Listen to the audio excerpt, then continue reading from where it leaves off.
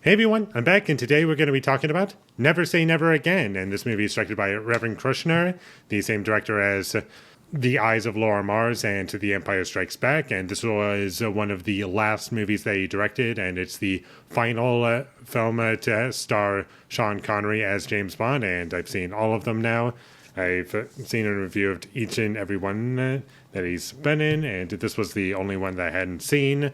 And I really enjoyed this movie. I thought it was really fun and definitely improved and updated itself upon the things that were present in the Sean Connery era of James Bond films. Like, one thing that really helps this movie out is just the cinematography and how it utilizes the language of cinema to its advantage and uses visual storytelling to make itself coherent and fun to watch. And I feel as though it's very well shot throughout most of it. There are some parts where it doesn't look all too great, but most of the movie is a huge improvement over everything else that came before it. Like, I would say this is the best looking James Bond film out of all the ones that came before it. Up until this point, this is the best looking one, and I did appreciate the practical action throughout this movie, and most of it was really enjoyable, and I wanted to see more of it. And the movie, I didn't feel the runtime too much.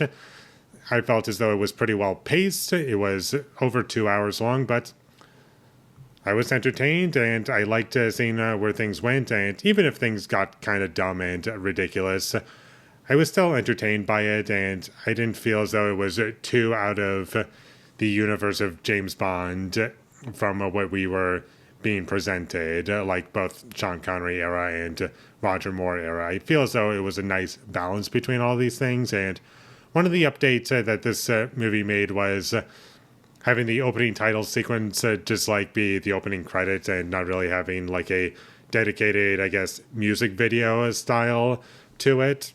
Not saying that I don't enjoy those things, but I do feel as though it helped with the pacing of this movie and made itself stand out to be a little different. And I do like how this movie wrapped up, and the very ending to this movie was pretty good, and I felt as though that was a big plus for me. And I actually recognize some of the cast in this movie. Kim Basinger, if I pronounced that correctly.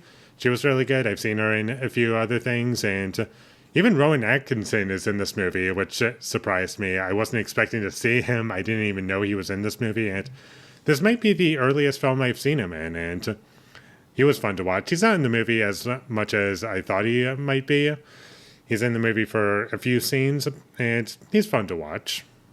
There was also an action scene that took place underwater, and it had sharks under there, and I thought that was really fun. And it was definitely a standout scene in the movie for me. And ultimately what this movie is, it's just a remake of Thunderball, but kind of doing its own thing in ways. And I do like the title of this movie, and I found it to be kind of fun as to like how it kind of represents the movie. And it's just a goodbye, I'm done with this, Sean Connery saying to the audience and to the character, and just one last film, and then I'm done with this. And I like that.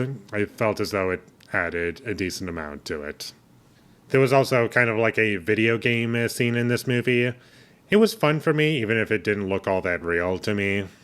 And now I kind of have to get into my criticisms with this movie. The visual effects in this movie didn't look all that great, and there were a couple shots in this movie where I felt as though they were missing from the overall piece. Like, for instance, there was a helicopter that landed on a cruise ship, and I just felt as though there was one shot that was missing from that whole thing. And in my head, I could figure out what happened, but I didn't really see a helicopter landing. It just, I guess, didn't look good in post, and so they just cut it and just have your imagination fill in the rest. But I just found it to be a little clumsy and odd, personally.